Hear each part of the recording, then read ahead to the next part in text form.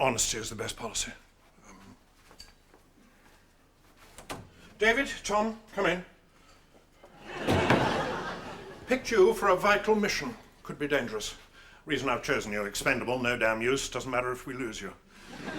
If you succeed, I take the credit. If you fail, all your idea, I wash my hands with. No, honesty isn't the best policy. Bit of a cock-up on the honesty front. Come! Tom, David, welcome. Hand-picked you two for a vital job. Hand-picked? Super. Job is surveillance. Keeping a 24-hour watch on a member of our team. Oh, I'm not sure if my conscience would permit me to spy on a colleague, Jimmy. Nor mine either. Sorry. It's CJ. Oh, well, that's different. Super. Why are we spying on CJ? He's behaving oddly. Watching the squirrels nibble their nuts, saying nice things about the Welsh and the Belgians, that kind of caper. Surveillance begins 1600 hours today.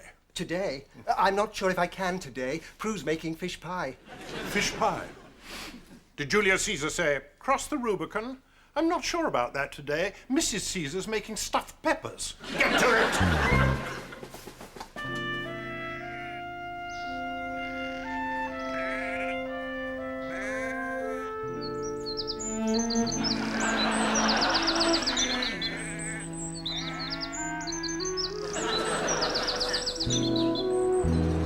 Why have you chosen to tell your story to me? I take your paper. I always look for your byline. By Morton Redstock. I like your style. Snappy, pithy, crude, vicious. Thanks very much. So, what is this fascinating story? You've heard of Reginald Perrin of grot fame? Yeah. I bought a square root from a grot shop. It was a craze. Well, he's dead. And he's left a rather unusual will. 1830 hours. Saw Chaffinch. Yeah, a rather moderate bone. What? A bloodless revolution of senior citizens and the occupationally rejected marching on Whitehall on April the 20th? I'll say so. Just one thing puzzles me. You stand to gain £1 million. Why blow the gaff? I'm tired of it all. I didn't get where I am today by taking over the government. We've all been absurd enough already to claim our money. I want the whole thing well and truly caught in the bud. It will be.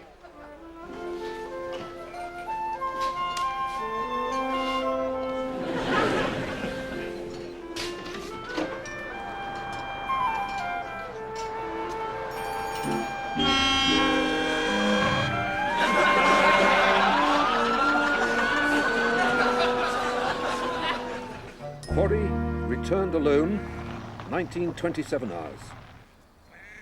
Chaffinch flew away. Good luck, darling. Be brave.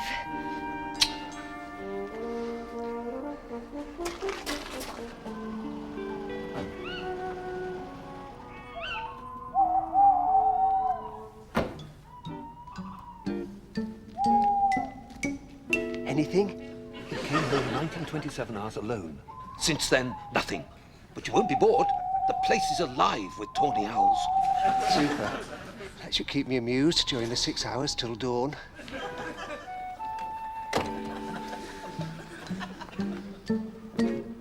Anything? Nothing.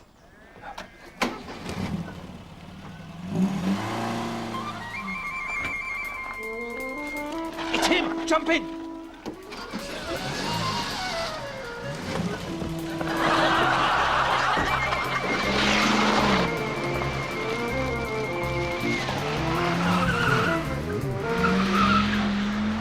I feel awful. I should be driving. You should be off duty. I missed the thrill of the chase. I've only just realised how boring selling houses was.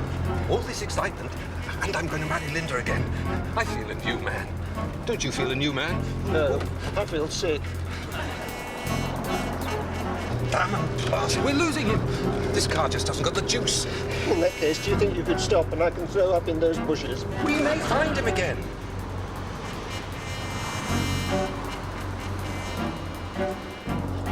CJ's behind us. He's just pulled out of a petrol station. Oh, my God, he spotted us. He'll ram us. He won't. He was probably just getting petrol. He doesn't expect to be followed, especially by the car in front of him. What he'll see is two strange men with ginger hair and beards. He's passing us. Duck down.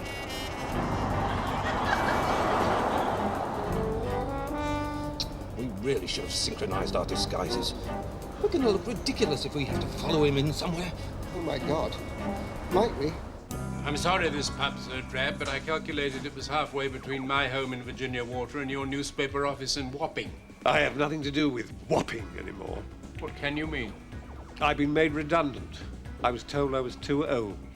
Too old? Don't be ridiculous. You can't be a day over 55. I'm 47. I've abused my body. But I rang you at Wapping. I'd only gone back to clear my desk. Oh.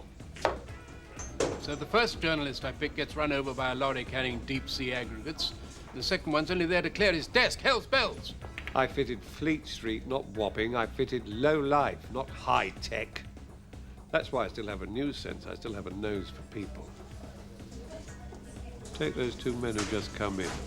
The ginger vicar and the ginger Scotsman, hiding their weakness under beards.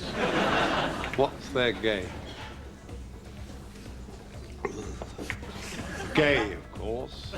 Bent as 9-bob note. They're meeting surreptitiously. The vicar is under suspicion from his homophobic bishop. The Scotsman is playing truant from an insurance seminar. They keep looking round. Why? Because they're afraid they may be followed. Oh, yes. I know about people. I didn't get where I am today caring about ginger-headed strangers. Is there any point in my telling you my story? That's what I want to know. Of course there is. I'm freelance now. I have contacts everywhere. Right. Do you remember a man called Reginald Iolanthe Perrin? I wish we could hear what they're saying. But if we sit closer, CJ might recognize us. Absolutely. Anyway, everything will come clear in the end as long as we don't lose them. What if they split up? Good thing. I'll follow CJ. You follow the other man. He may not have a car. What if he does? A taxi comes along at exactly the right moment. You say, follow that car. The taxi driver says, blimey, Guff, I've waited 22 years to hear someone say that.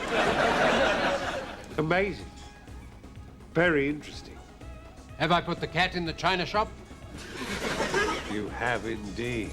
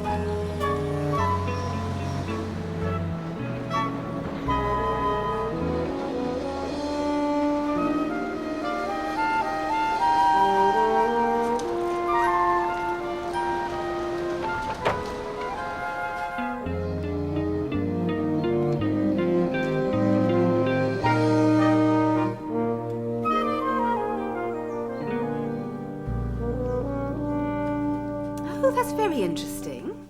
Oh, this is Welton Ormsby, the journalist. Prue Harris-Jones, one of our members. How do you do? Welton's just been made redundant. CJ told him about our organisation and he wants to join. Super. I think I ought to tell you, ladies, that I have been followed here by some idiot of a red-headed Scotsman in a kilt. It's funny to think of Tom and David trailing CJ. And here we are drinking cocoa in bed. I'm completely contented, though. I don't need excitement. Oh, I love you, Hank. And since you haven't got the energy to ask me, my darling burnt-out case, I'll ask you. Will you marry me?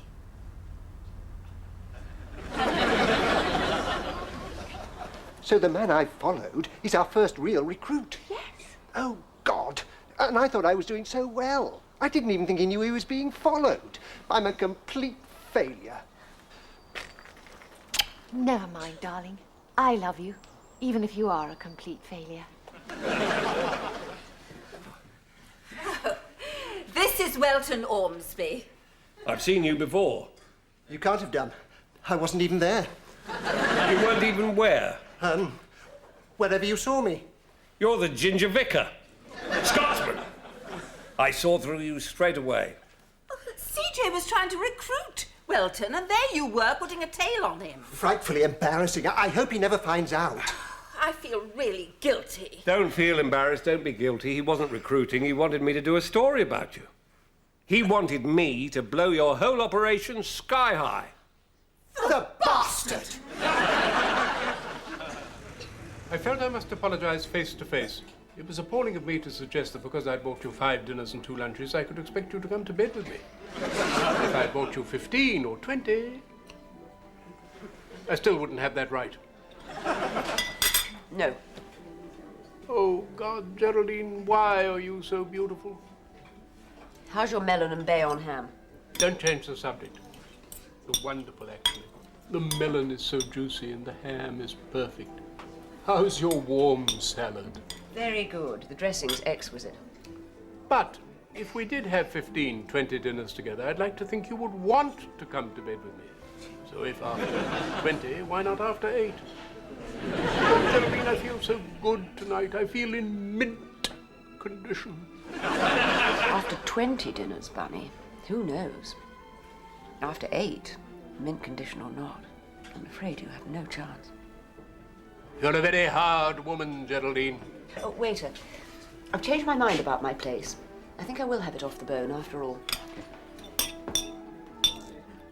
Face, bed, so beautiful, so juicy. Want to come after 8 mint?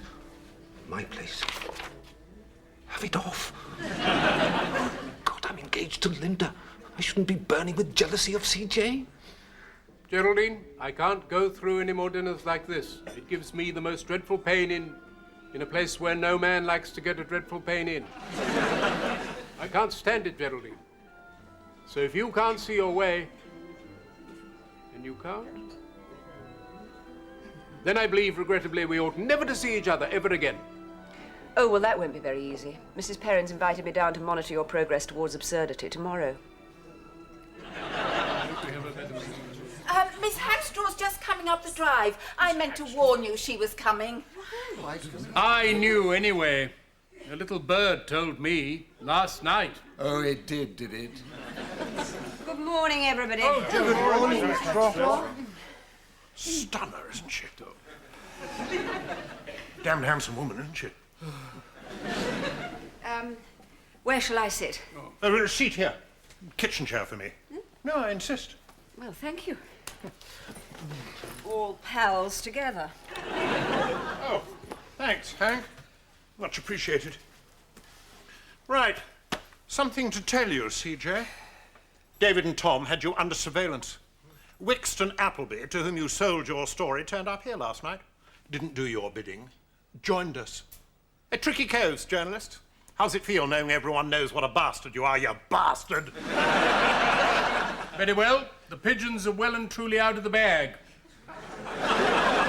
Yes, I betrayed you. Why? We've been absurd for long enough. It's absurd being absurd for so long. I want my £1 million. Come on, Geraldine, old girl, hand it over. Geraldine, old girl. We've done enough, haven't we? I haven't a clue what you've done. I thought I was here this morning to find out. Just a minute. If Welton Ormsby has joined you, where is he? Oh. He hasn't joined you. He came here to check my story. Ha! You're worried. Yes. But so are you. I know my place. I was a bit hasty last night, Geraldine.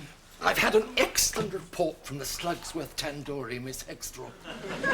Will you come out to dinner with me tonight? It's Welton Ormsby. You bastard! Usually even. Not today. I'm not going to give this story to the press. I owe those swine nothing. I'm going to live for this one, CJ. What you mean? You think there's something in it? Absolutely. Brilliant idea. I wouldn't have been made redundant if you were running the country. No, just a minute. Oh, Tom, where have you been? I've been so worried. Keeping watch on CJ's house. Nobody came to relieve me. Oh, God. Sorry. No, don't worry. There's nothing I like better than listening to tawny owls all night. I even heard a barn owl, and I think there may have been a long-eared owl over towards Sunningdale, so it was quite a privilege for me to be totally forgotten by everyone. Oh, I do love you when you're grumpy. Oh, Miss Hackstraw, I didn't realise you'd be here. And I haven't even washed or anything. Why should you? I'm sure you're as fragrant as ever. Did you know that Tom and I are engaged, Miss Hackstraw? No, I didn't. Congratulations. Thank you. I don't love Geraldine. I love Linda. I don't love Geraldine. I love Linda. Tom, can I have my hand back, please? Oh, sorry, was I hurting? Now, I have been waiting most of the morning, and my time is, limited. Do you think we could possibly get on with the meeting? You're the man CJ talked to in the pub. It's Wilton Underlay. Wilton Ormsby. Ex-journalist, your newest recruit. Oh, well, I'm sorry to say this in front of you, Mr. Ormsby. How do we know we can trust him? I risked life and limb chasing CJ. He did. He drove like Nigel Mansell. It was fantastic. Very exciting. But we have to trust him, Tom. If we can't trust anybody, then we'll never be able to tell anybody. And that means there will only ever be 10 of us. And that means our chances of overpowering the government, the police, and the armed forces are very slim. And that'll be no memorial for Reginald. Wicked. Super.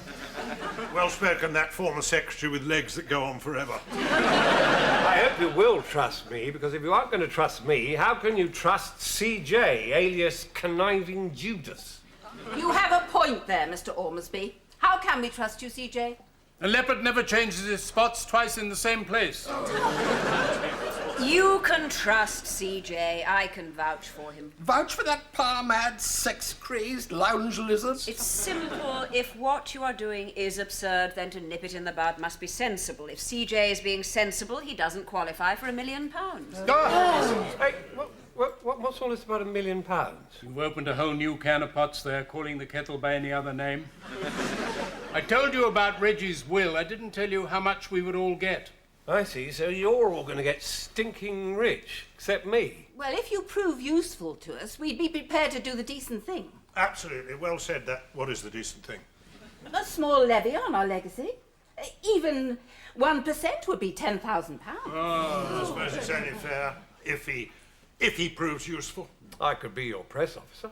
But we're operating a total security blanket. We don't want press coverage. Then I'm your ideal man. Nobody's as good at not getting things in the press as I am. Oh, splendid. That's perfect then. Employing an incompetent press officer so as to retain total security. That is very promisingly absurd. So, how do you think we're doing? Quite well. It's been an encouragingly absurd morning. Good. Miss Hackstraw. Yes. Hope you'll come to Tom and Linda's wedding. Think Tom likes you.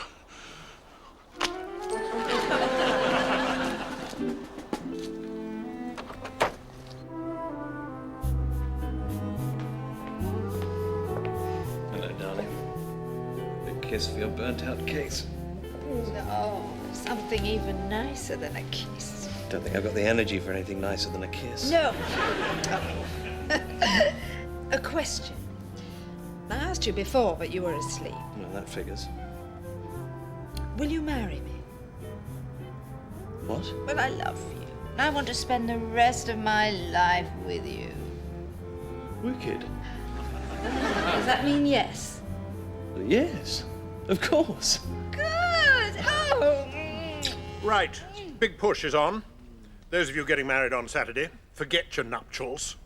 want you to talk to people in retirement homes from Wick to Penzance about honour and respect for age and maturity. I want you to talk to young executives about banishing the fear of redundancy forever. I want you to talk to elderly people swathed in bandages and shock about a world where they need no longer walk the streets in fear. I want you to talk to patients in arthritis clinics about a future in which jars of marmalade and pats of butter and crisp packets and British rail sandwiches will be easy to open without having to bite them with your false teeth. Oh, you look splendid, sis. I feel splendid.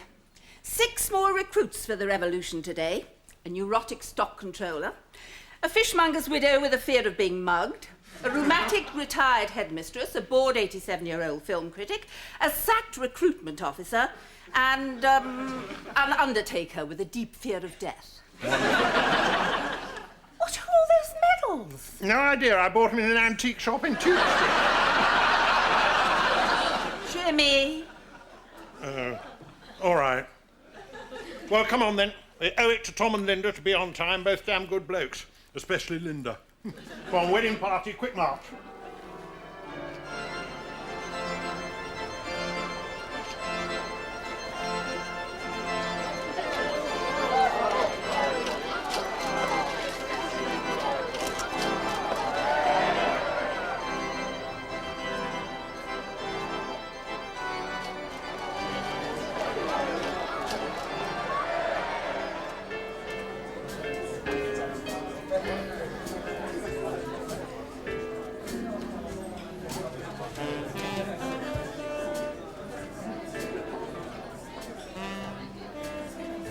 I feel like a fish out of water, but you can't make him drink. I don't like it. I didn't get where I am today feeling like a fish out of water and you can't make him drink. I imagine not. Is there any reason why you feel like a fish out of water but you can't make him drink? Yes, Miss Hackstraw. I love her. She's resisting me. I'm ignoring her, waiting for her to crack. She isn't cracking. You're a woman, what should I do? Oh, Lord. Well, all I'll say is, now that you've started waiting for her to crack, you'll have to go on waiting.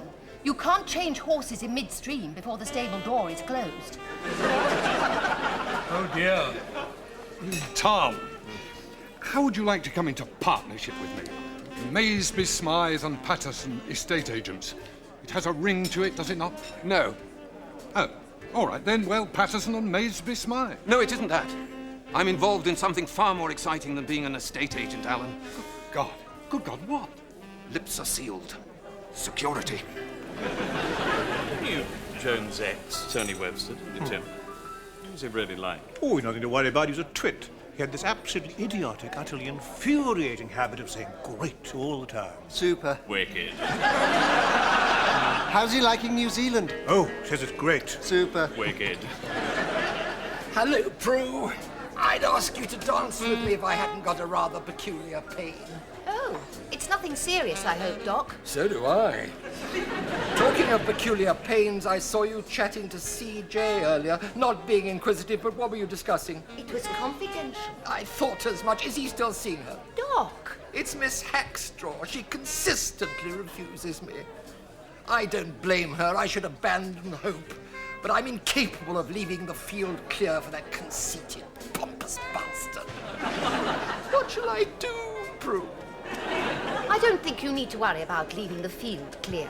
There's not much chance of CJ leading a horse through it, and no chance at all of making it drink. So I can safely give up all thoughts of Miss Hackstraw and live in happy contentment. Yes, I think you can. Oh, good. City colleagues of Hank, I believe. Dan, Ricky, Barry, is it not? And Nicky, N-I-K-I, Nicky, N-I-C-K-Y, and Nicky, N-I-double-C-I.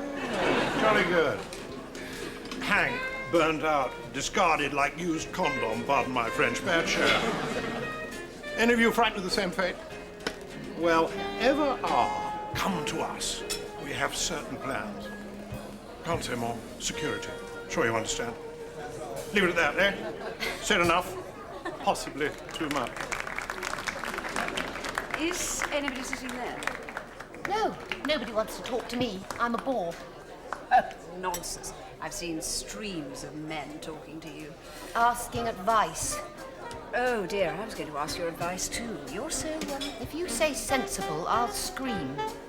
You're so happy with David that I don't know if you'll be able to empathise with my problem. You don't know what a problem it is being beautiful. Thank you. No, I didn't mean, no, you're pretty and sexy and very attractive, which is much more.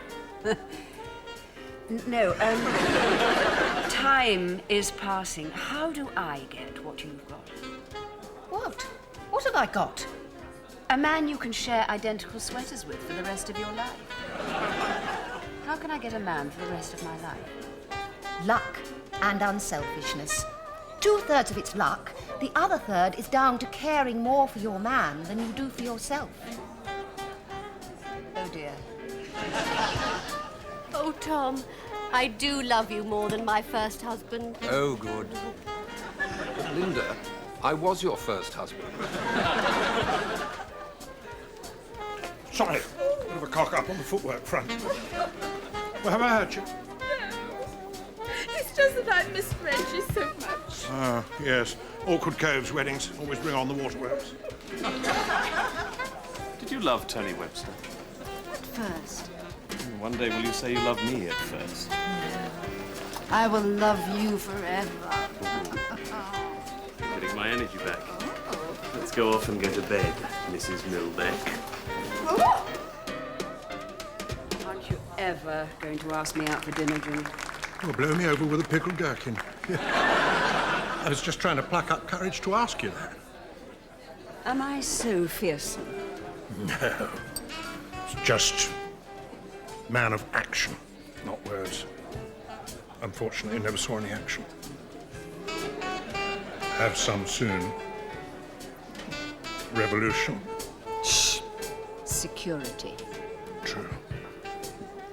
Geraldine, Yeah, will you come out to dinner with me next Tuesday?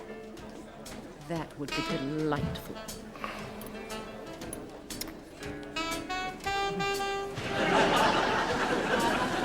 What sort of revolution? We call it Broscor. It's a bloodless revolution of senior citizens and the occupation rejected. It's April the 20th. It's a Sunday. Marching on Whitehall. See, we plan to have young age pensions instead of old age pensions.